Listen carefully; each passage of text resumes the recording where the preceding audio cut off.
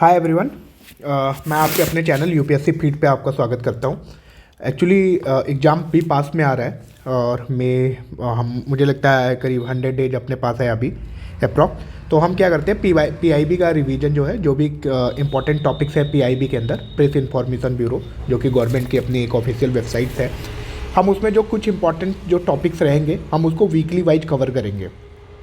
तो आज मैंने जनवरी से उठाया है ये टॉपिक, तो आज हम जनवरी से ये कवर करेंगे। वीक 1 के देखेंगे कौन कौन से इंपॉर्टेंट टॉपिक्स हैं जिसमें वीक 1 में जो न्यूज में थे। ठीक है, आप टेलीग्राम पे जाइएगा और ये यूपीएससी फीड का लिंक है, आप वहाँ पे जाके चैनल को सब्सक्राइब कर लीजिएगा, टाइप करिएगा यूपीएससी फीड, है ना। और आगे बढ़ते हैं। देखिए, इसमें जो पहला इंपॉर्टेंट टॉपिक था वो है ONDC. ONDC it means one nation digital commerce, है ना। वन नेशन डिजिटल कॉमर्स, इसकी बात की जा रही है। क्यों बात करी जा रही है? प्रॉब्लम्स ये है, थोड़ा बैकग्राउंड की मैं स्टोरी देना चाहता हूँ। प्रॉब्लम्स ये है कि फ्लिपकार्ट, अमेजॉन और मल्टी जो marketing player, e commerce player है आज के अपने एरिना में, इंडिया में, तो इन्होंने क्या हुआ कि बायर और सेलर का एक मोनोपोली बना के रखा हुआ है, डेमोक्रेटाइज नहीं किया हुआ है ना। तो इसलिए इंस्टीट्यूशन को डेमोक्रेटाइज करने के लिए गवर्नमेंट चाहती है कि इंक्लूसिविटी लाए, सबको मौका वहाँ पे मिले उस प्लेटफॉर्म पे। तो गवर्नमेंट ने अपना जो है ओएनडीसी लॉन्च किया। ओएनडीसी के आने की वजह से ये फ़ायदा होगा कि जो छोटे छोटे सेलर्स होंगे, बायर्स होंगे, वो जाके अपने आप को वहाँ पे इस्टेब्लिश कर सकेंगे, अपनी मार्केट इस्टेब्लिश कर सकेंगे, बायर सेलर्स को खोज सकेगा और सेलर्स को जो है भी एक अच्छा दाम मिल सकेगा, ताकि उनके भी प्रोडक्ट की ई कॉमर्स डिलीवरी हो जा सके। तो इसी को ध्यान में रखते हुए गवर्नमेंट ने ओएनडीसी यानी वन नेशनल डिजिटल कॉमर्स एक प्लेटफॉर्म लॉन्च किया हुआ है। और इस प्लेटफॉर्म को लॉन्च करने का बेसिकली मोटो यही है कि वो डेमोक्रेटाइज करना चाहते हैं ई कॉमर्स मार्केट, ताकि किसी एक या दो प्लेयर या 3 या 4 प्लेयर के हाथ में ये इंस्टीट्यूशन ना जाए, मोनोपोली ना क्रिएट हो पाए। ठीक है ना। तो ये डिजिटल कॉमर्स है, ये क्या करेगा, इंक्लूसिविटी एंड इनोवेशन लाने के लिए। अब हम इसके अंदर देखते हैं। ओपन नेशन डिजिटल कॉमर्स एक ट्रांसफॉर्मेटिव इनिशिएटिव है, किसका? डीपीआईआईटी का, है ना। डीपीआईआईटी, डीपीआईआईटी किसके अंदर आता है? मिनिस्ट्री ऑफ कॉमर्स के अंदर। ठीक है, ये याद करिएगा, वही है। फिर मैंने बताया प्रोमोट ओपन नेटवर्क, किसके लिए? All aspect of exchange of the goods and services over digital और इलेक्ट्रॉनिक नेटवर्क, है ना। मतलब कि जैसे कोई छोटा दुकानदार है या शॉपकीपर है, वो क्या करेगा, अपने प्रोडक्ट्स को वहाँ पे क्या है लिस्टेड कर सकेगा, कौन कौन से आइटम्स है उसके शॉप में, वहाँ पे अपने प्रोडक्ट को लिस्ट कर सकेगा और एक बायर जो है अपने लिए या एक कस्टमर अपने लिए वहाँ पे फाइंड आउट कर सकता है बहुत आराम से। ठीक, उसके बाद ये ओपन प्रोटोकॉल्स होगा और रिड्यूसिंग डिपेंडेंसी और मोनोपोलिस्टिक प्लेटफॉर्म, जो मैंने आपको बताया, जैसे example like at Flipkart and Amazon. ये तो पहला न्यूज़ था। आगे एक इनिशिएटिव है जो कि बहुत इंपॉर्टेंट है, वो आपको देखना पड़ेगा, फरल इनिशिएटिव, है ना। ये फरल इनिशिएटिव है, ये न्यूज़ में है, ये इंपॉर्टेंट है। तो आप देखिएगा कि फरल इनिशिएटिव क्या है। बेसिकली वो फरल इनिशिएटिव, फरल सखी इनिशिएटिव, इनका मतलब ये होता है कि महाराष्ट्र के अंदर जो सेल्फ हेल्प ग्रुप है, विमेन का सेल्फ हेल्प ग्रुप है, उन्होंने अपने ग्रुपिंग करके उन्होंने स्नैक्स बनाना स्टार्ट किया और स्नैक्स बना के स्टार्ट करके उन्होंने जो है ऑनलाइन डिलीवरी करी। उसके बाद उनको एक मार्केट प्लेस मिला, बायर मिला, ताकि वो अपने प्रोडक्ट को जाके सेल कर सके। बट इन सबको करने के लिए उनको प्रॉपर टूल्स, स्किल्स और अपॉर्चुनिटीज चाहिए एंटरप्रेन्योरशिप करने के लिए, है ना। अब ये एंटरप्रेन्योरशिप दिया कौन? तो ये दिया मीरा भंडार म्यूनिसिपल कॉरपोरेशन। ये नाम याद रखिएगा, क्योंकि यहाँ पे आप कंफ्यूज हो सकते हो कि फरल सखी initiative is launched by government of India. नहीं, दैट इज मीरा भंडार म्यूनिसिपल कॉरपोरेशन, उनका एक फ्लैगशिप इनिशिएटिव है, दैट कॉल्ड फरल सखी। क्या करना है? वही मैंने बताया, विमेन को एम्पावर्ड करने के लिए, विमेन एंटरप्रेन्योर्स को, मतलब जो रिमोट एरिया में है वहाँ के विमेन को एम्पावर्ड करने के लिए ये जो है इनिशिएटिव है। ये बेसिकली अभी महाराष्ट्र का है। ठीक है। अब इसमें एक चीज़ और अच्छी है कि जो MBMC है, ये मीरा भंडार म्यूनिसिपल कॉरपोरेशन, उन्होंने कोलैबोरेट किया है किससे? Women entrepreneur platform of NITI Aayog. यहाँ पे ये आपको ध्यान रखने पॉइंट्स, यहाँ पे आपको ये ध्यान रखने हैं। एंड फॉर्मली लॉन्च फरल Sakhi under award to the reward initiative of WP। तो ये जो विमेन एंटरप्रेन्योरशिप प्लेटफॉर्म है, देखो ये कब इंक्यूबेट किया गया? इंक्यूबेट किया इन नीति आयोग ने 2018 में। जैसे अटल टिंकरिंग लैब है, एक तरीके से नीति आयोग का इनिशिएटिव है, वैसे विमेन एंटरप्रेन्योरशिप ये भी इंक्यूबेटेड किया गया नीति आयोग के 2018 एज एन एग्रीगेटर प्लेटफॉर्म। क्या करेगा, पब्लिक प्राइवेट पार्टनरशिप हुआ इन 2012 में, इसको ट्रांजिशन किया गया पब्लिक प्राइवेट पार्टनरशिप में। और WEP का एम क्या है कि वही विमेन को विमेन एंटरप्रेन्योर्स को एम्पावर करना by overcoming information asymmetry and providing continuum of support across different pillar access to finance, market link, training and skills, mentor and networking, compliance and legal assistance and business development services. ये सारी चीज़ें उनको जो है नीति आयोग क्या करेगा, उनको provide करेगा। ठीक है, किसके हेल्प से, विमेन एंटरप्रेन्योरशिप प्लेटफॉर्म के हेल्प से। ठीक, तो फरल सकी ने क्या किया, एक फिनोमेना, एक इन्होंने परमानेंट जो है एम्प्लॉयमेंट क्रिएट कर रहा है, अपॉर्चुनिटी क्रिएट कर रहा है, किसके लिए, विमेन के लिए। क्या कर रहा है कि production and sale of the traditional festival snacks, है ना, फेस्टिवल स्नैक्स को जो है ये लोग जो है प्रोड्यूस कर रहे हैं। तो ये याद रखिएगा, फरल सकी इनिशिएटिव, ये इट्स बिकम वेरी इंपॉर्टेंट। अब इसके अंदर क्या होता है कि जब हम मिनिस्ट्री ऑफ कॉमर्स को याद करते हैं तब हमें एक इंपॉर्टेंट टॉपिक्स और हमें देख लेना चाहिए, that is quality council of India. ये क्वालिटी काउंसिल ऑफ इंडिया को आपको देखने की जरूरत है। ये बना था 1996 में, ये नेशनल बॉडी फॉर एक्रीडेशन, है ना, इस्टेब्लिश हुआ नेशनल बॉडी ऑफ एक्रीडेशन 1996 में। PPP वही पब्लिक प्राइवेट पार्टनरशिप पे ये काम करेगा। इंडिपेंडेंट ऑटोनॉमस ऑर्गेनाइजेशन है, इंडिपेंडेंट ऑटोनॉमस ऑर्गेनाइजेशन है। सपोर्ट कौन कौन कर रहा है, government of India and Indian industry represented. कौन कौन सी 3 इंडस्ट्री है, देखो, गवर्नमेंट ऑफ इंडिया और 3 इंडस्ट्री मिलके, एसोचैम, CII और FICCI। ठीक, ये तीनों इंडस्ट्री ने मिलके जो है गवर्नमेंट ऑफ इंडिया के साथ ऑन PPP मॉडल पे हमने क्वालिटी काउंसिल ऑफ इंडिया का इस्टेब्लिशमेंट किया। उसके बाद फिर क्या है, नॉन प्रॉफिट ऑर्गेनाइजेशन है, ये याद रखिएगा, सोसाइटी रजिस्ट्रेशन ऑफ एक्ट, ये जो है 21, ठीक है ना, ये 21 जो है ऑफ 1860। अगर इसके अंदर कोई भी इंस्टीट्यूशन इस्टेब्लिश किया जाता है तो that will become non profit organisation.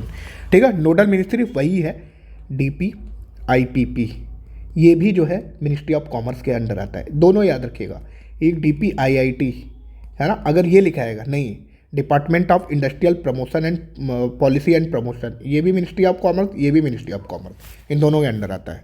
दोनों इसके अंडर आते हैं, मिनिस्ट्री ऑफ कॉमर्स के अंदर वही है। बाकी ये याद करने की जरूरत नहीं है। काउंसिल 38 मेंबर्स की है। वो रिप्रेजेंटेशन कौन रखेगा, गवर्नमेंट का भी रहेगा, इंडस्ट्री एंड कंज्यूमर्स का भी रहेगा। ठीक है, chairman of the QCI is appointed by the prime minister on the recommendation of the industry to the government. ये सबसे बड़ा इंपॉर्टेंट फैक्टर है कि जो चेयरमैन होगा QCI का, वो अपॉइंट किया जाएगा, प्राइम मिनिस्टर उसको रिकमेंड करेगा, उसके बिहाफ पे अपॉइंटेड किया जाएगा इंडस्ट्री में टू द गवर्नमेंट। ठीक है, ये इंपॉर्टेंट रखिएगा, ये इंपॉर्टेंट टॉपिक है, इसको ध्यान दीजिएगा, इसको नोट भी कर लीजिएगा, मैं इंपॉर्टेंट भी लिख देता हूँ।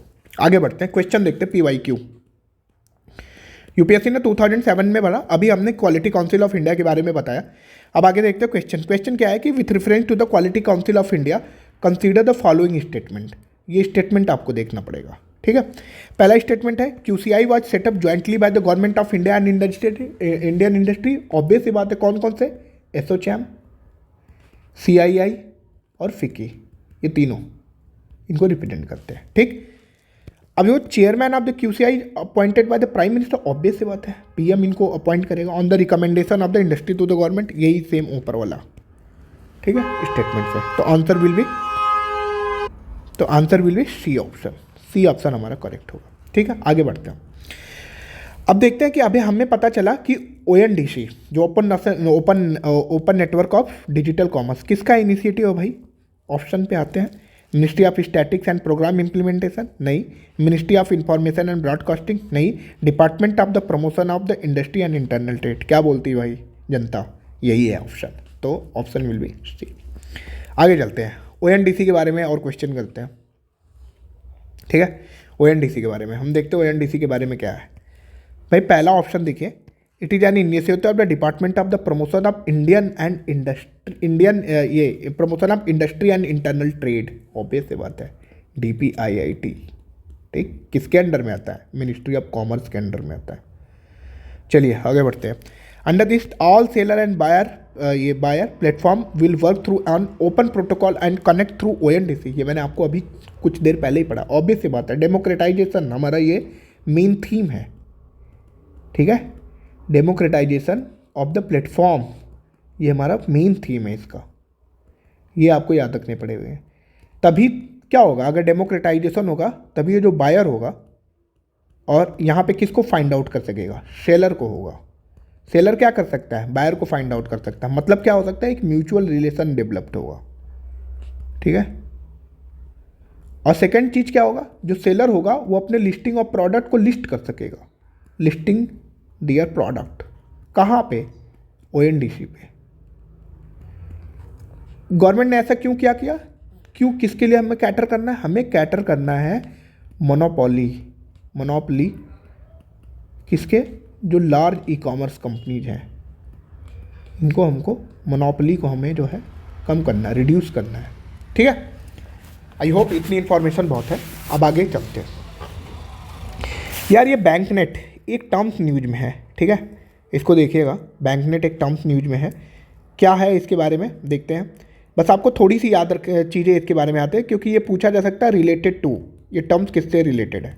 ठीक है, क्या करना है कि हमें ई ऑक्शन करना है। एक ई ऑक्शन पोर्टल बनाया जाएगा, मतलब एक पोर्टल बनाया जाएगा, उस पर ऑक्शनिंग करनी पड़ेगी। किसकी, जो रेजिडेंशियल प्रॉपर्टी जैसे flat, independent houses, open plots, commercial properties, industry land and building, shops, vehicle, plant and machinery, agriculture and non agricultural land का। तो इनके लिए क्या करना पड़ेगा, एक प्लेटफॉर्म, याद रखिए एक प्लेटफॉर्म, उस प्लेटफॉर्म पे हमें क्या होगी, ऑक्शनिंग होगी, है ना, मतलब उनका दाम लगाया जाएगा। पर ये किसको बोला जाए, ऑक्शनिंग कैसी, ई ऑक्शन, मतलब इंटरनेट पे बिडिंग होगी इनकी, है ना। जैसे मान लो कि कोई एक हाउस है, ठीक है, इस हाउस को हमें क्या करना है, पहले लिस्ट कर देना है, किस पे, प्लेटफॉर्म पे। कौन से प्लेटफॉर्म पे भाई, बैंकनेट जो गवर्नमेंट ने बनाई, ठीक है। अब इस पे लिस्ट हो गया। अब यहाँ पे क्या होगा, कोई एक पर्टिकुलर जो है बायर होगा, ठीक है, बायर क्या करेगा, बिड लगाएगा।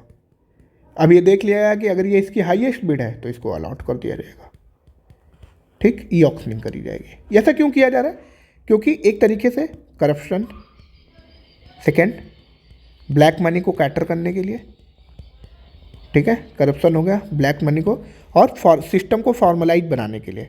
क्यों फॉर्मलाइज कर रहा है, देखो इसका मतलब समझना, फॉर्मलाइज करोगे तो किसके अंदर आएंगे, टैक्सेशन सिस्टम के अंदर आएंगे। ये सबसे इंपॉर्टेंट चीज़ है भाई, टैक्सेशन सिस्टम के अंदर लाना है इनको, क्योंकि हमारा जो रियल ई स्टेट है अभी तक बहुत अनऑर्गेनाइज्ड है ये, ठीक है, ये अनऑर्गेनाइज्ड है अभी। तो हम क्या चाहेंगे, इसको टैक्सेशन सिस्टम के अंदर लेके आए, और तब जाके बनेगी इकॉनमी हमारी फॉर्मलाइज होगी, तो जीडीपी का कंट्रीब्यूशन बढ़ेगा, ठीक है, क्योंकि लैंड है। फिर हमने फैक्टर ऑफ प्रोडक्शन पढ़ा हुआ है, ठीक है, तो लैंड से क्या आएगा, रेंट, ठीक है, रेंट होगा, ऑफिस बनेंगे, मैन्युफैक्चरिंग इंडस्ट्रीज बनेंगी। तो ये सारी चीज़ें, आगे बढ़ते हैं, बहुत वो हो जाएगा, टाइम लग जाएगा। महाकुंभ आपने देखा ही होगा, इतना बड़ा इवेंट हमारे इंडिया में अभी चल रहा है, महाकुंभ जो है। तो हो सकता है कि 2-3 इंपॉर्टेंट पॉइंट्स इसके बारे में पूछ लिया जाए, ठीक है, तो देख लेते हैं। Celebrating the spirit of spiritual, digital and renewed, ठीक है। अब इसके बाद आगे चलते हैं, क्या है भाई, यहाँ पे एवरी 12 ईयर ये यहाँ पे मनाया जा रहा है ना, महाकुंभ आता है एवरी 12 ईयर, ठीक। वही है वर्ल्ड का largest collective act of the faith, ये याद रखिएगा, world largest collective act of faith. 4 सैकड़ साइट पे मनाया जाता है। हरिद्वार कहाँ है, गंगा जी के किनारे, Ujjain along the Shipra river, Nashik में मनाया जाएगा गोदावरी के रिवर, और प्रयागराज आप जानते हैं गंगा यमुना और मिथिकल सरस्वती, गंगा यमुना सरस्वती के कॉन्फ्लुएंस पे है प्रयागराज, जो जहाँ पे अभी ये कुंभ ऑर्गेनाइज किया जा रहा है, ठीक है।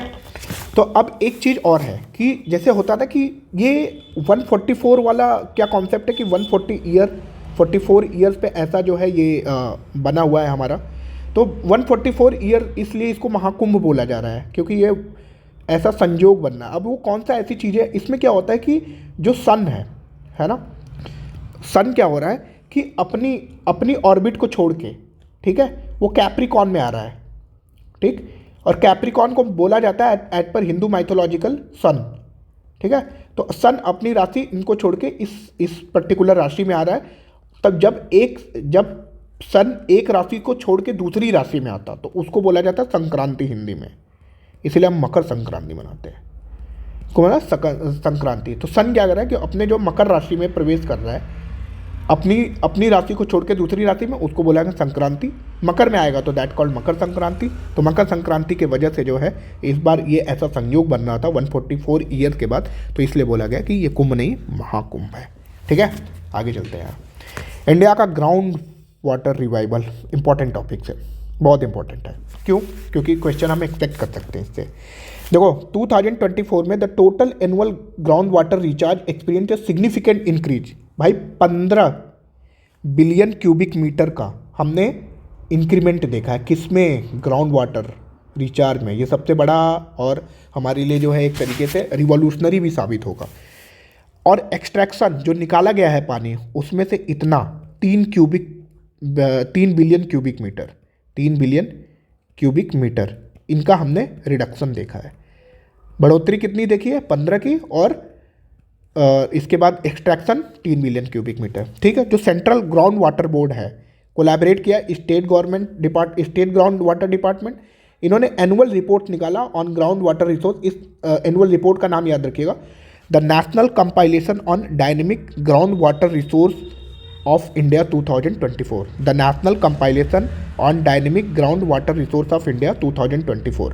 ये रिपोर्ट का नाम याद रखिएगा। अब हम देखते क्या हुआ कि भाई 2017 में हमारे पास 432 BCM था, मतलब बिलियन क्यूबिक मीटर। बट 2024 के अंदर हमने ग्राउंड वाटर हमारा कितना रिचार्ज होकर बढ़ के कितना हुआ? 446 BCM हुआ।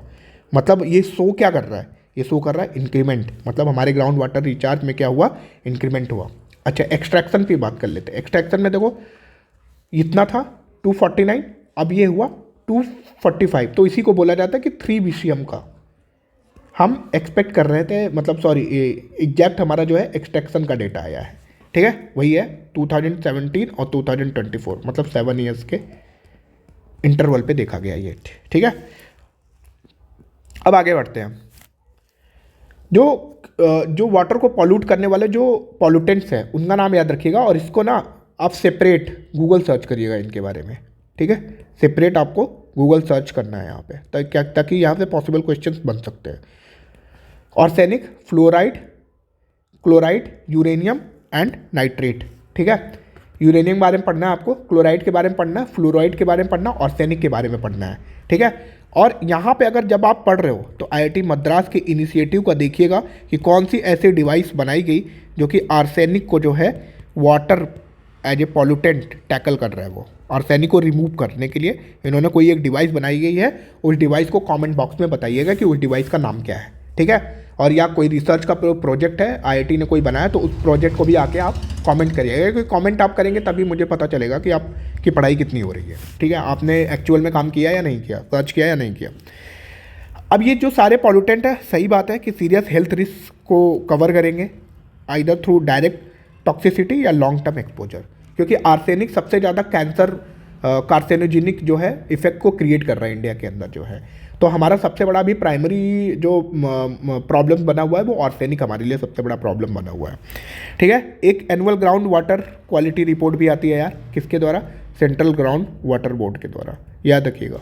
ठीक है, central ground water quality report for 2024, sorry annual ground water quality report 2024 कौन निकालता है? Central ground water board. ठीक है, द रिपोर्ट फर्दर, यही रिपोर्ट क्या बता रही है कि 81% of the ground water sample are suitable for irrigation. ठीक है, तो हमें क्या करना है अब? ठीक है, कुछ स्कीम्स देख लेते हैं जो वाटर को कंजर्व करने के लिए चलाई गई हैं। पहला, महात्मा गांधी, मतलब ये मनरेगा वाली जो अपनी स्कीम्स है। ठीक है, क्या करना? Water harvesting structure, enhancing rural water security. ठीक है, याद रखिएगा ये कंपोनेंट पूछा जा सकता है मनरेगा के अंदर। तो मनरेगा कब आया था? 2009 में। कौन से एक्ट से? ये आप बताओगे कमेंट करके। ठीक है, और मनरेगा में कितने दिन का प्रोविजनल एम्प्लॉयमेंट दिया जाता है? और क्या, एक क्वेश्चन और है मेरा, क्या मनरेगा के अंदर अगर हमें एडिशनल डेज चाहिए एम्प्लॉयमेंट के लिए तो क्या वो मिल सकता है या नहीं मिल सकता है? ठीक है, अभी मनरेगा जॉब कार्ड से रिलेटेड एक आर्टिकल आया था द हिंदू में। तो अब मेरे को आप ये क्वेश्चन मेरे कमेंट्स में, इस वीडियो के नीचे जो कमेंट्स है उसमें आप लिखिएगा कि मनरेगा जॉब कार्ड को डिलीट करने का राइट किसको है। ठीक है, ये भी आप देखिएगा, पर्टिकुलर मिनिस्ट्री को है या कोई डिपार्टमेंट है या कौन है जो मनरेगा जॉब कार्ड को वो कर सकता है, डिलीट कर सकता है। तो क्योंकि बहुत सारे फेक डेटा भी बने हुए हैं मनरेगा जॉब कार्ड के अंदर।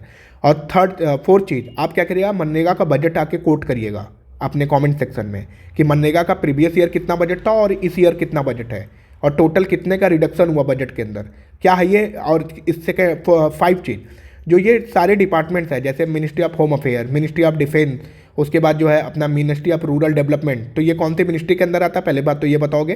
सेकंड चीज़ ये है कि रिडक्शन कितना हुआ ये आप बताओगे।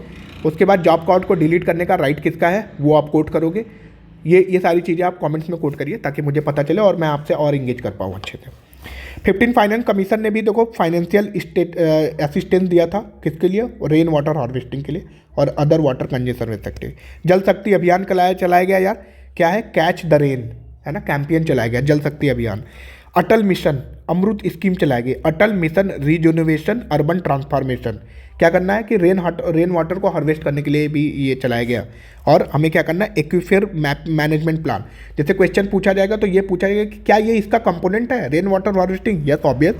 एक्वीफर मैनेजमेंट प्लान भी बनाया गया। एक्वीफर मतलब जैसे मान लो कि कोई ये पॉन्ड है ना, इसको मैनेज करने के लिए तो इसको बोला जाएगा कि aquifer, that like as water body, ठीक है, छोटी सी वाटर बॉडी एक्वीफर। तो इसको मैनेज करने के लिए क्या कोई प्लान बनाया गया, वो अमृत के अंदर आता, ऑब्वियस सी बात है अमृत के अंदर आएगा। Ministry of housing and urban affair MoHUA, ठीक है, महुआ ने भी प्लान बनाया, जैसे unified building bye laws, Delhi model building bye laws, है ना। इसमें क्या करना है हमें, वही harvesting and water conservation measure करना है। अटल भूजल योजना बहुत ही 80 डिस्ट्रिक्ट में चल रही है, 7 स्टेट में फोकस किस पे करना है, ग्राउंड वाटर मैनेजमेंट पे। प्रधानमंत्री कृषि सिंचाई योजना, इनका भी क्या काम है कि coverage and improve water use efficiency through components like हर खेत को पानी, है ना, हर खेत को पानी। ये याद रखिएगा कि हर खेत को पानी अगर किसी कंपोनेंट किसी पर्टिकुलर स्कीम के अंदर बना के पूछ दिया जाए तो वो किसके अंदर है, प्रधानमंत्री कृषि सिंचाई योजना। हर खेत को पानी याद रखना। Repair and renovation of the water bodies, ये सबसे बड़ी इंपॉर्टेंट चीज़ है कि अगर मान लो कल को आपको वाटर कंजर्वेशन के बारे में लिखना है तो आप ये स्कीम सारी कोट्स कर सकते हैं। मिनिस्ट्री ऑफ जल शक्ति ने bureau of water use efficiency, इन्होंने भी चलाया। नेशनल वाटर मिशन की बात करी गई। मिशन अमृत सरोवर, इसमें क्या करना है, देखो इसमें सबसे अच्छी चीज़ है क्रिएट और rejuvenate 75 Amrit Sarovar in every district of water harvesting. जिस भी मतलब ये 75 अमृत सरोवर बनाए जा रहे हैं एवरी डिस्ट्रिक्ट में, प्रत्येक जिले के अंदर, ताकि हम क्या करें, वाटर को हार्वेस्ट कर सके और कंजर्व कर सके। वो स्कीम कौन सी है, मिशन अमृत सरोवर। फिर नेशनल एक्वीफर मैपिंग बनाई। एक्वीफर मैंने बताया ये जैसे पॉन्ड है तो इसको बोल सकते हैं एक्वीफर। तो एक्वीफर को मैपिंग करने के लिए इन्होंने क्या हुआ, सेंट्रल ग्राउंड वाटर बोर्ड, याद रखिएगा ये बताएगा कि कौन से डिपार्टमेंट के अंदर आता है, सेंट्रल ग्राउंड वाटर बोर्ड, ठीक। क्या करेगा ये, सपोर्ट करेगा ground water recharge and conservation plan, किसके अंडर में है, नेशनल एक्वीफर मैपिंग के अंदर। फिर उसके बाद master plan for artificial recharge to ground water 2020, ये किसके दो, वही सेंट्रल ग्राउंड वाटर बोर्ड। क्या करना, 1.42 करोड़ रेन वाटर को हार्वेस्ट करना और रिचार्ज करना, वही एक ही बात हो गई। नेशनल वाटर पॉलिसी, अच्छा एक क्वेश्चन में कभी ऑप्शन में आ सकता है कि क्या इंडिया के पास अपना नेशनल वाटर पॉलिसी बनाई है, ऑब्वियसली बनाई गई है। कौन से ईयर में, 2012 में बनाई गई है। क्या है देख लेते हैं, इसको इंपॉर्टेंट है, ये इंपॉर्टेंट मार्क कर रहा हूँ मैं। ये फॉर्मुलेट की गई है department of water resource, river development and Ganga rejuvenation. Inter alia करना है, एडवोकेट नेशनल ये rain water harvesting conservation of water and highlight the needs of augmenting the availability of the water through direct use of the rainfall. कुल मिला के theme यही है कि हमें जो रेन वाटर है उसी को हार्वेस्ट करना है, चाहे उस रेनफॉल को हम कैसे डायरेक्ट यूज करना है वो भी बताएगा नेशनल वाटर पॉलिसी के अंदर, ठीक है। वाटर सेफ डेवलपमेंट कंपोनेंट, देखो प्रधानमंत्री कृषि सिंचाई योजना, याद रखना प्रधानमंत्री कृषि सिंचाई योजना में हमने क्या बोला था, हर खेत को पानी, और इसके बाद river and repair and renovation of किसका, वाटर बॉडी का। तो उसी का एक कंपोनेंट उसी के अंदर क्रिएट किया गया, that is water set development component of water set development component, है ना। वाटर सेट हमें वो करना है, डेवलप्ड करना है। ये क्या करेगा कि रेनफेड और डिग्रेडेड लैंड पे हमें फोकस करना है। रेनफेड मतलब एक जो भी लैंड है जहाँ पे पानी जो है कम आता है ना, तो दैट इज रेनफेड एरिया, उस पर हमें फोकस करना है। Incorporating activity like as soil conservation, उसके बाद rain water harvesting and livelihood development. National water award भी दिया जाता है। अभी 31 जनवरी 2025 तक सबमिशन माना गया था नेशनल वाटर अवार्ड। क्यों दिया जाता है, क्योंकि आप रेन वाटर हार्वेस्टिंग की प्रैक्टिस अच्छे से कर रहे हो, आपने उसमें कोई इनोवेशन मेथड बनाया ताकि आप कंजर्व करने के लिए कोई नया एक नॉवल मेथड बना दिया ताकि जो है उससे सोसाइटी एट लार्ज को ज़्यादा बेनिफिट हो रहा है ना। कोई आपने बेस्ट प्रैक्टिसेस अपनाई वाटर यूज के लिए, ठीक है ना। उसके बाद जो है कि आराम से कि इंकरेज कर रहे हैं आप लोगों को वाटर कंजर्वेशन की एक्टिविटीज़ के लिए, तो इन सब फील्ड के अंदर आपको रिकॉग्नाइज किया जाता है और आपको नेशनल वाटर अवार्ड दिया जाएगा। आगे चलते हैं, नेशनल स्पोर्ट्स अवार्ड इसमें 2024 में 3-4 चीज़ें इसमें देखेंगे। Ministry of youth affair and youth affair and sports, ये दिए ये मतलब मिनिस्ट्री इसको वो करती है, ऑर्गेनाइज कराती है। प्रेसिडेंट ऑफ इंडिया इसको अवार्ड को देता है। पहला हमें जो कि ऑप्शन के अंदर आपको पूछा जा सकता है, मैच द ऑप्शन के अंदर, पहला मेजर ध्यानचंद खेल रत्न अवार्ड किसको दिया जाता है? जो जिसकी performance most spectacular and most outstanding performance in the field of sports by A sports person over the period of 4 year, 4 साल के अंदर जिसकी स्पेक्टिकुलर परफॉर्मेंस और मोस्ट आउटस्टैंडिंग परफॉर्मेंस रहे, है ना, किसके अंदर? स्पोर्ट्स के अंदर। अर्जुना अवार्ड, आपको अर्जुना अवार्ड दिया जाएगा, ये भी स्पोर्ट्स एंड गेम के में, किसका? Over the period of previous 4, पहले 4 साल के अंदर, for showing qualities of leadership, sportsman and sense of discipline. अगर आप ये शो करते हो तो आपको arjuna award. Arjuna award life time किसको दिया जाएगा? भाई लाइफ टाइम की बात हो रही है, याद रखना। अर्जुना अवार्ड ऊपर वाला दूसरा था और नीचे वाला दूसरा है, लाइफ टाइम की बात हो रही है। किसका? ऑनर और मोटिवेट किया जाएगा those sports person who have contributed to sports by their performance and continue to contribute promotion after their retire. Suppose that एक कोच है, कोच एक अच्छा आउटस्टैंडिंग प्लेयर भी रहा हुआ है, बट उसके रिटायर होने के बाद भी वो अपनी सर्विसेज दे रहा है और एक अच्छे फ्रूटफुल प्लेयर जो है कंट्री को कंट्रीब्यूट कर रहा है, तो उसको क्या किया जाएगा? अर्जुना अवार्ड लाइफ टाइम दिया जाएगा। फिर द्रोणाचार्य अवार्ड, द्रोणाचार्य मतलब द्रोण मतलब गुरु, ये नाम याद ही रख लेना, है ना, कि भाई द्रोण कौन थे महाभारत के अंदर? गुरु का मतलब कोच, तो ठीक है, तो किसको दिया जाएगा? द्रोणाचार्य अवार्ड कोच को दिया जाएगा, ठीक है। In sports end game coaches during outstanding and meritorious work on a consistent basis and for enabling sports person to excel in international event, ठीक है, ये याद रखना।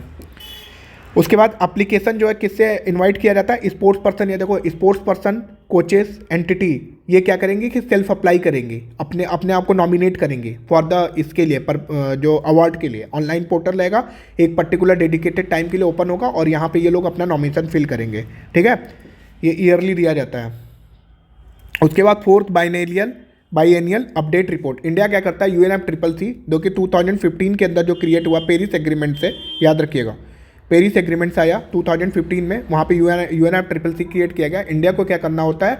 NDC नेशनल डिटरमाइंड कंट्रीब्यूशन, इसके अंदर पब्लिक अपना करना पड़ता है, मतलब ये फिल करके देना पड़ता है कि आपने कितना कार्बन एमिशन आपको वहाँ पे रिड्यूस करना है, कितना आपको जो है क्या बोलते हैं कि कितने टन आप जो है कार्बन एमिशन को आप रिड्यूस करना चाहते हो, उसकी प्लानिंग आप बताइए, और जीरो कार्बन को लेके आपकी क्या प्लानिंग है। ये NDC में नेशनल डिटरमाइंड कंट्रीब्यूशन ये इंडिया जो है भेजेगा किसको? UNFCCC के अंदर। तो UNFCCC के अंदर फोर्थ बाइएनियल अपडेट की रिपोर्ट भी आया है, किसके ऊपर? देखो इसमें जो रिपोर्ट इंडिया ने जो सबमिट किया हुआ है बेसिकली इनके ऊपर क्या बोलते हैं कि ग्रीन हाउस गैस एमिशन हमारा कितना रिड्यूस हुआ, कार्बन हमारा कितना रिड्यूस हुआ, तो इन सबको लेके इंडिया ने अपडेट दिया हुआ है इसको। तो पहला डिक्रीज कितना किया है? ग्रीन हाउस गैस एमिशन, ये डायरेक्ट पूछा जा सकता है स्टेटमेंट में। इंडिया का जो ग्रीन हाउस गैस एमिशन 7.93% से रिड्यूस हुआ है, ये आपको याद रखिएगा। फॉरेस्ट एंड ट्री कवर, ये दोनों में अंतर भी देख लीजिएगा। ट्री कवर किसको बोलते हैं, फॉरेस्ट किसको बोलते हैं, क्योंकि फॉरेस्ट की डेफिनेशन अभी सुप्रीम कोर्ट ने चेंज करी थी। तो फॉरेस्ट की डेफिनेशन आपको याद आनी चाहिए, किस वजह से, क्योंकि ये इंपॉर्टेंट बन जाता है, सुप्रीम कोर्ट का इंटरवेंशन है यहाँ पे। तो आप जाइएगा पोर्टल को, ये फॉरेस्ट को ओपन करिएगा, फॉरेस्ट पोर्टल को, और वहाँ पे फॉरेस्ट की डेफिनेशन देखिएगा as per the supreme court guideline, और आके कॉमेंट में कॉमेंट करिएगा मेरे, ठीक है। अब इसके बाद क्या है कि 22% equivalent to reduce 20% total carbon dioxide emission 2020, है ना, 22% रिड्यूस हुआ है ये फॉरेस्ट और ट्री कवर के, ये फॉरेस्ट और ट्री कवर ने, मतलब ज़्यादा नंबर ऑफ फॉरेस्ट और ट्री कवर हमने क्रिएट किया, जिसकी वजह से 22% जो है हमारा कार्बन डाइऑक्साइड में एमिशन हुआ। फिर बिटवीन 2005 एंड 2020 इंडिया का जो इमिशन इंटेंसिटी है GDP, मतलब अगर हमारी जो ग्रॉस डोमेस्टिक प्रोडक्ट्स हैं, जो भी हम कितना सामान प्रोड्यूस कर रहे हैं, तो उस पर्टिकुलर जो भी हम कमोडिटी प्रोड्यूस कर रहे हैं, तो उसको प्रोड्यूस करते टाइम इंटेंसिटी मतलब बोला जाता है कि पर्टिकुलर एरिया में उस चीज़ का कितना एमिशंस हो रहा है। मान लो एक पर्टिकुलर एरिया, उसमें कितना एमिशंस हो रहा है, दैट कॉल इंटेंसिटी, तभी हम मेजर कर पाएंगे। जैसे 1 metre square area, 1 metre square में कितनी नंबर ऑफ जो है क्या बोलते हैं एमिशंस हो रहा है ना, एक इसका मेजर दिया जाएगा कि क्यूबिक मीटर में इतना एमिशन हुआ पर्टिकुलर एरिया से। तो हम बोलेंगे कि हमारी GDP तो इतने बड़ी, पर उस GDP की वजह से हमने एमिशन को कितना बढ़ाया। तो हम अपनी एमिशन इंटेंसिटी को, हमारा सबसे पहला यही काम रहेगा कि एमिशन इंटेंसिटी को हम क्या बोलेंगे कि कम करेंगे। इसी की वजह से यूरोपियन यूनियन ने क्या हुआ था कि कार्बन बॉर्डर एडजस्टमेंट प्रोग्राम लेके आया था, CBAM, याद करिए। तो CBAM का पर्पज यही था कि अगर आप स्टील प्रोड्यूस कर रहे हैं, आयरन प्रोड्यूस कर रहे हैं और उसके कोई भी सामान या कंपोनेंट बना रहे हैं, तो आपको क्या करना पड़ेगा, अपने प्रोडक्ट के ऊपर वो सारे चीज़ें इंफॉर्मेशन देखनी पड़ेगी कि इस पर्टिकुलर चीज़ों से कितना जो है क्या नाम से कि कार्बन एमिशन हुआ है ना। तो मतलब आपकी जीडीपी तो बढ़ती जा रही है, पर जीडीपी की वजह से आप ध्यान दे रहे हो कार्बन एमिशन पे या नहीं।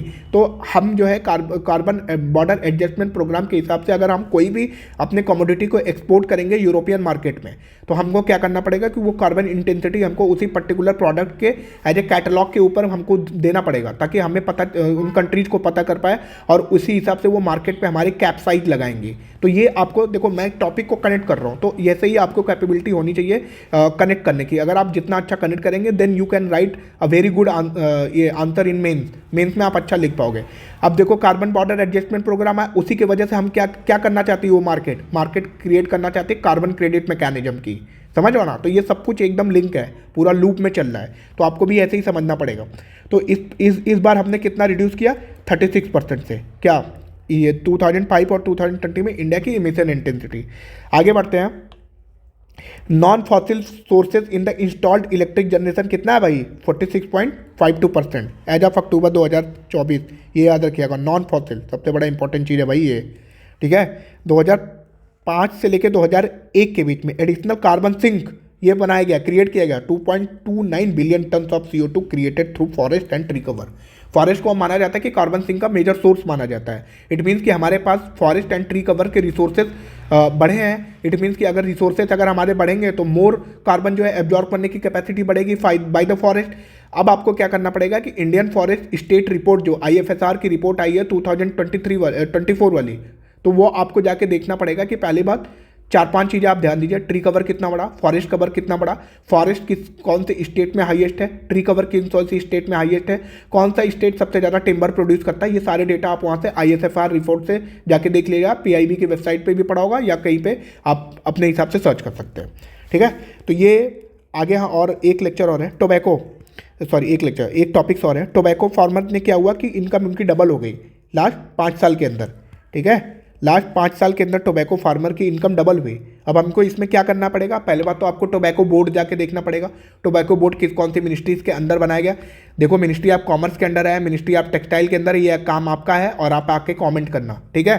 Second cheese, tobacco board of India क्या ये स्टैट्यूटरी बॉडी है या नहीं है, ये एक बात। उसके बाद कौन से ईयर में इस्टेब्लिश किया गया, पार्लियामेंट ने किसी एक्ट से इस्टेब्लिश किया। उसके बाद हेडक्वार्टर कहाँ पे, ये सारी चीज़ें आपको बैकग्राउंड में सर्च करनी पड़ेगी, सर्च कर लिएगा और वीडियो में आके कमेंट्स करिएगा। उसके बाद जो है इंडिया क्या है, देखो इंडिया सेकंड लार्जेस्ट प्रोड्यूसर है किसका, टोबैको का। हम टोबैको में ही जो है प्रोड्यूस कर पाएंगे, ठीक है। जो राजश्री गुटका जो हमारे 3 भाई साहब आते हैं प्रचार करने के लिए, चलो खैर वो अलग की बात है। इंडिया सेकंड लार्जेस्ट प्रोड्यूसर है टोबैको का इन द वर्ल्ड में। उसके बाद इंडिया 4th लार्जेस्ट प्रोड्यूसर है FCB टोबैको। ये पढ़िएगा, FCB जो सिगरेट के अंदर टोबैको यूज होता है यार, उसको FCB टोबैको बोलते हैं। इंडिया क्या करता है, 4th लार्जेस्ट प्रोड्यूसर है। किसके बाद, China, Brazil and Zimbabwe. India क्या है, सेकंड लार्जेस्ट एक्सपोर्टर है अनमैन्युफैक्चर्ड टोबैको, ठीक है, आफ्टर ब्राज़ील। तो ये याद रखिएगा, कभी ऑप्शन में मैन्युफैक्चर्ड आ सकता है, नहीं। इंडिया सेकंड लार्जेस्ट है अनमैन्युफैक्चर्ड टोबैको का। और tobacco export contribute to sizeable, भाई जितना एक्सपोर्ट करेंगे तो हमें साइजेबल जो है हमारा फॉरेन एक्सचेंज आएगा, FDI हमारा ये हमारा रिजर्व जो है हमारा बढ़ेगा, ठीक है। उसके बाद कुछ चीज़ें जैसे tea board, coffee board, rubber board, spices board, इनका आप हेडक्वार्टर सर्च करिएगा। स्टैट्यूटरी बॉडी है या नहीं है, इसको देखिएगा। पार्लियामेंट ने किस एक्ट से इस्टेब्लिश किया, वो एक्ट याद आने चाहिए।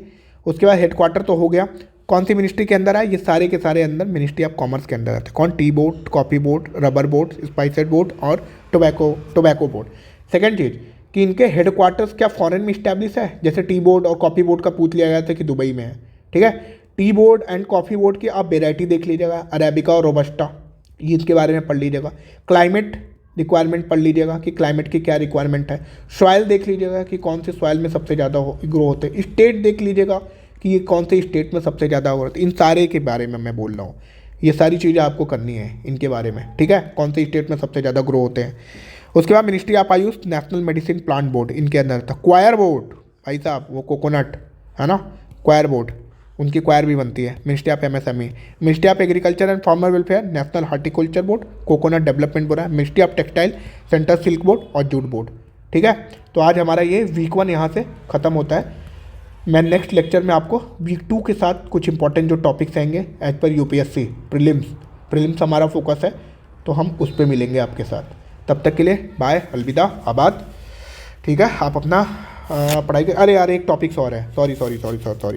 वन नेशन वन सब्सक्रिप्शन, मैं भाई बोल रहा था। वन नेशन वन सब्सक्रिप्शन क्या है भाई? रिलेटेड टू, किससे रिलेटेड है ये पूछा जा सकता है, क्वेश्चन में यही डायरेक्ट आ सकता है कि वन नेशन वन सब्सक्रिप्शन किससे रिलेटेड है। भाई ये रिलेटेड है इंडिया रिसर्च इकोसिस्टम। ठीक है, रिसर्च इकोसिस्टम पहले पढ़ लेते हैं। वन नेशन वन इको जो सब्सक्रिप्शन बनाया सेंट्रल सेक्टर स्कीम है, प्रोवाइड क्या कर रहा है? कंट्री वाइड को एक्सेस, किसको एक्सेस करना है हमको? Scholarly research article and journal publication, जो जर्नल पब्लिकेशन और स्कॉलरली रिसर्च आर्टिकल को हमें एक्सेस कर पाए, तभी तो हमारे यहाँ जो पीएचडी जो लोग कैंडिडेट्स होंगे, तभी तो उनकी आरएनडी करने की कैपेबिलिटी तो बढ़ेगी ना, इनहांस बढ़ेगी ना। अगर पहले तो ये गवर्नमेंट ने कैप लगा के रखा था, अगर कैप लगाएंगे तो उसको एक्सेस कैसे कर पाएंगे स्कॉलरली जर्नल को? बट इसी वजह से हमारे कंट्री के अंदर आरएनडी आज भी हार्डली 1% से 2% के बीच में ही है। हमारे पास आरएनडी नहीं रहेगी तो हम नॉवेल अपना पेटेंट फाइल नहीं कर पाएंगे, हम वही फॉरेन कंट्री के ऊपर निर्भर रहेंगे मैन्युफैक्चरिंग कैपेसिटी के लिए। ठीक है, स्कीम को एडमिनिस्टर कौन करेगा? Administer through simple user and fully digital process है यार। 6,000 करोड़ इस बार दिया गया है वन नेशन वन सब्सक्रिप्शन को 3 कैलेंडर ईयर के लिए, 2025, 26, 27। याद रखिएगा, लाइफ टाइम पूछ सकता है या बोला गया कोई डेट ही नहीं दे सकता है, तो आपको ये याद रखना पड़ेगा कि 2025, 26 और 27 के अंदर दिया गया है। उसके बाद central and state government R and D institution of the central, मतलब सारे लोगों के लिए सेंट्रल या स्टेट गवर्नमेंट, या उसके बाद R and D institution of the central government, है ना, इनको प्रोवाइड किया गया सारे हायर एजुकेशन में। ठीक है, यह देख लिएगा। उसके बाद एक चीज़ और इंपॉर्टेंट है यार, Omkareshwar floating solar park showcase scale and ambition of India's clean energy goal, union minister Prahlad Joshi साहब ने। इतना पढ़ने की जरूरत नहीं है, हमें जो इंपॉर्टेंट काम की है वो काम की क्या है मैं आपको बता रहा हूँ। ये India largest floating solar project in Omkareshwar, ये याद रखिएगा सिर्फ कि इंडिया का लार्जेस्ट जो है फ्लोटिंग सोलर प्रोजेक्ट कहाँ है, वो है ओमकारेश्वर के अंदर। ओमकारेश्वर कहाँ? मध्य प्रदेश। ये वेरी इंपॉर्टेंट है। अब इसके अंदर फिर आगे चलते हैं, एक टॉपिक्स और है यार। उसके बाद नेशनल सिंपोजियम बनाया गया भाई, promotion of the organic product through cooperative. ठीक है, ये नाम याद रखिएगा। तो यहाँ पे गवर्नमेंट क्या क्रिएट करना चाहिए? नेशनल ऑर्गेनिक लिमिटेड की बात हो रही है क्रिएट करने की। ठीक है, तो अब नेशनल ऑर्गेनिक लिमिटेड की बात हो रही है। क्या है भाई? कि एक प्लेटफॉर्म है to provide all the farmer doing natural जो फार्मर नेचुरल फार्मिंग कर रहे हैं उनके लिए एक प्लेटफॉर्म हमें देना पड़ेगा कंट्री के अंदर, ताकि हम क्या करें, उनकी मार्केटिंग कर सकें उनके प्रोडक्ट की। भाई प्लेटफॉर्म ही नहीं बनाओगे, सिर्फ ऑर्गेनिक चिल्लाते रहोगे कि हमें ऑर्गेनिक इनिशिएटिव लाना है। अब आपके बताओगे कि सिक्किम पहला स्टेट है जिसने ऑर्गेनिक, आप ये बताओगे कि सिक्किम पहला स्टेट है जिसने ऑर्गेनिक फार्मिंग शुरू करी थी, या कौन सा स्टेट है? और इससे रिलेटेड गवर्नमेंट ने बजट में कौन सा स्कीम इंट्रोड्यूस किया था, वो स्कीम का नाम भी कमेंट्स में आप करोगे। ठीक है, तो हमें क्या करना पड़ेगा कि एक प्लेटफॉर्म बनाना पड़ेगा फार्मर्स के लिए, ताकि हम उनके ऑर्गेनिक प्रोडक्ट की मार्केटिंग कर सकते, बेच सके अक्रॉस द कंट्री। ठीक, उसके बाद यही है multi state cooperative society act 2002 के अंदर इस्टेब्लिश किया गया 2023 में। कौन चेयर करता है? Ministry of home affair. याद रखिएगा, मिनिस्ट्री ऑफ कोऑपरेशन। ठीक है, वही मिनिस्ट्री ऑफ होम अफेयर वाले ही हैं अपने अमित शाह मोटा भाई। ठीक है, यही चेयर करेंगे। Headquarter Anand and Gujarat. जो भी ऑर्गेनिक प्रोडक्ट है उसको सेल किया जाएगा and later will market in the other country. ठीक है, 50% जो प्रॉफिट आएगा सेल के वजह से वो डायरेक्टली ट्रांसफर किसी के कर दिया जाएगा? Member of the farmer community, उनको डायरेक्टली ट्रांसफर कर दिया जाएगा। ठीक है, it is being promoted by national dairy development board Karnal Haryana, जिन्होंने वो बनाया था डॉली शिप को बनाया था सबसे पहले क्लोन करके। ठीक है, डॉली को क्लोन करके इन्होंने बनाया था ना, वही वो खैर बात की बात है। तो नेशनल डेयरी डेवलपमेंट बोर्ड इसको क्या करेगी? प्रमोट करेगी। One of the 3 new cooperative, ये 2 पहले बन चुका है, ये तीसरा नया कोऑपरेटिव है। कौन से फील्ड में? सर्टिफाइड सीड और एक्सपोर्ट में पहले ही बनाया जा चुका है, ये तीसरा नया कोऑपरेटिव है। कौन? National cooperative Organics limited. ये नाम याद रखिएगा, इंपॉर्टेंट है। आगे चलते हैं। फैक्ट क्या है ऑर्गेनिक एग्रीकल्चर पे भाई? 190 कंट्री के अंदर हो रहा है, 190 कंट्री के अंदर। इंडिया 4th ग्लोबली है किसमें? Organic cultural agricultural land, and first किसमें? Number of producer as per the 2022 data, 20 data. ठीक है, हम इंडिया 4th ग्लोबली में 4th है, और पहला है हम number of producer as per the 2020 data. Madhya Pradesh, Uttarakhand, Goa, Maharashtra, Gujarat and north east state are leading state having certified organic land. ठीक है, तो ये यहाँ पे मेरा लेक्चर फिनिश होता है। काफ़ी 40 मिनट का लेक्चर हो गया, तो मैं एंड भी करूँगा, तक बहुत ज़्यादा हो जाएगा। बट आप इन चीज़ों को एक बार देख लीजिएगा डिटेल में। जो भी चीज़ें मैंने सर्च करने के लिए बताई गई उसको कमेंट्स में आके कमेंट्स कर दीजिएगा। हम वीक 2 लाने की कोशिश करेंगे। ठीक है, वीक 2 लाऊंगा मैं। जो भी इंपॉर्टेंट टॉपिक्स है मैं उसको सर्च कर रहा हूँ ताकि आपके आगे स्टडीज़ को कंटिन्यू किया जा सके। ठीक है, तब तक के लिए बाय बाय, थैंक यू।